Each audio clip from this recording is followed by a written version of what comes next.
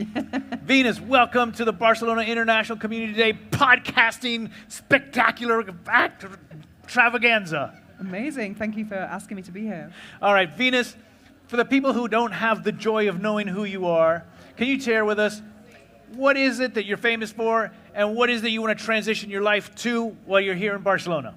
Well, I came to Barcelona on a night train with 2 backpacks and 400 euros and a big dream.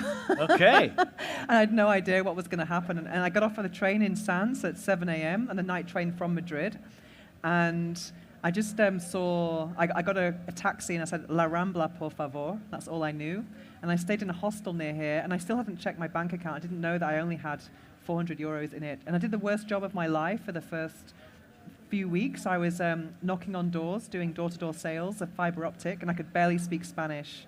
And I was eating once a day, gazpacho, and fries, because I thought, how can I eat in a way that's kind of with vitamins and it's going to fill me? You did door-to-door sales? The worst job of fibra optica, and I could barely speak Spanish, so it was really funny. It wasn't funny at all at the time, because I got sacked after about 5 weeks because I wasn't selling anything, and then I just thought, wow, I've left everything in Madrid. I left a boyfriend, I left a job, I left my whole life, and I was in Barcelona like, oh my God, what am I going to do? And so in that moment, I actually walked the streets looking for work. This was before I had internet on my phone, so I literally couldn't even see where the agencies were.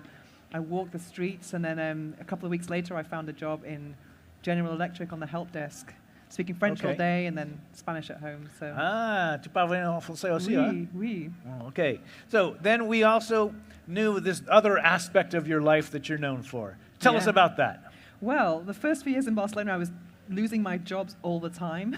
So I was kind of like feeling quite lost because I'm quite a hardworking person, and I thought something's going wrong here. So I thought now it's time to do something for myself and stop working for other people. So in 2009, I took the brave decision to set up a sex blog.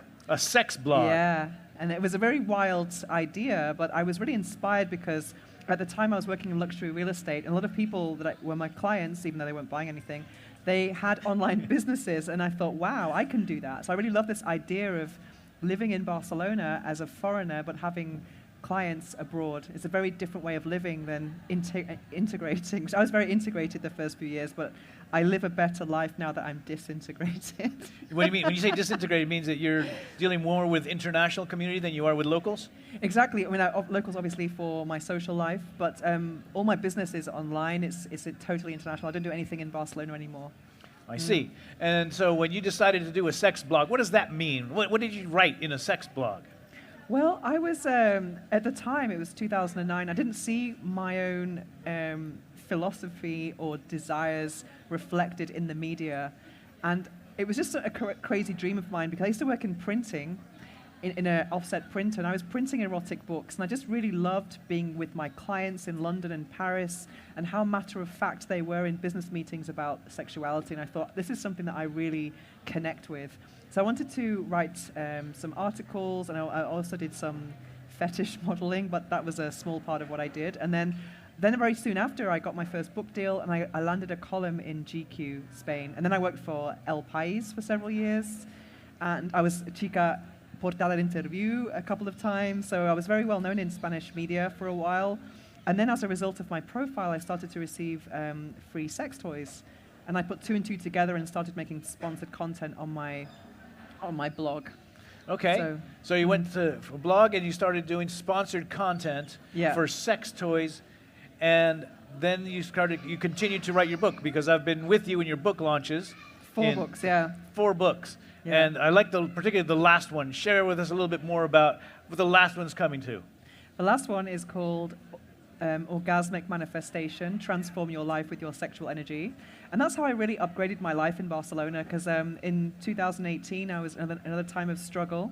I was living in an apartment in Barceloneta, and I was cold or hungry, or cold and hungry.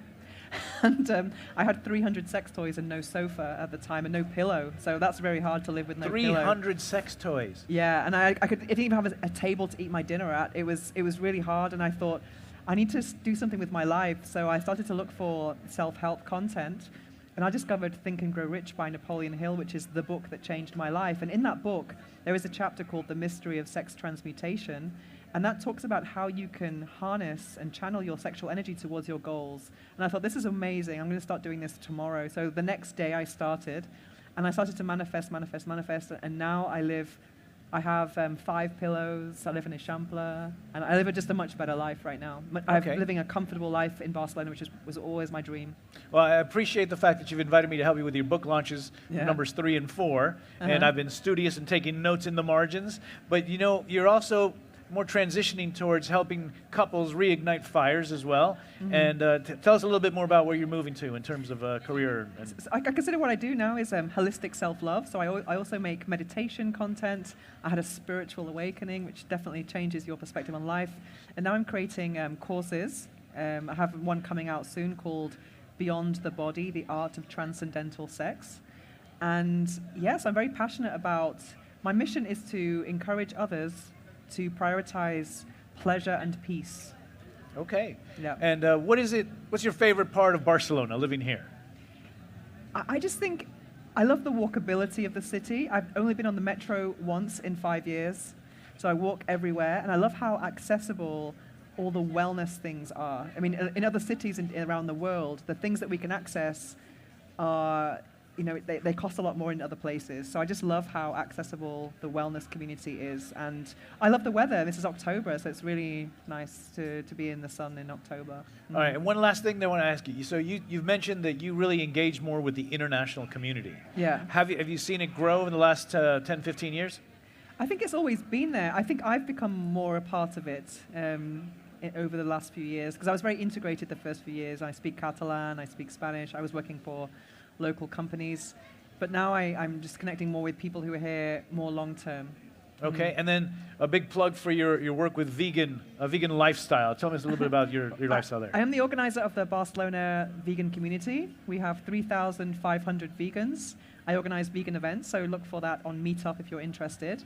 So, because Barcelona is one of the most vegan cities in the world, actually. So I really want to support this community because I think health is wealth. I really believe in the power of plants, and I want to support all these restaurants because it's a really, to actually open a restaurant based on values is a very hard thing to do, and I want to support all of those businesses who do that. And also I love the peace of knowing there's no animals in the kitchen. So that's a kind of good thing. And also, one thing that I know that in the past you've been very interested in promoting is the fact that if you have a vegan lifestyle, you have a more powerful time in your romantic life as well. The scientists say that, and I think it's true. I can speak for myself. So the science of vegan helps your sex life too. Absolutely. Yeah. Excellent. Yeah. Well, I think we end on that one. Yeah. Be a vegan and have great sex. Exactly. Venus, it's lovely to have Thank you here you. with us at the Barcelona International Community Day. And you're an excellent example of somebody who's like leading the international community and allowing us to have a better life together. Thank you so much. Thank you.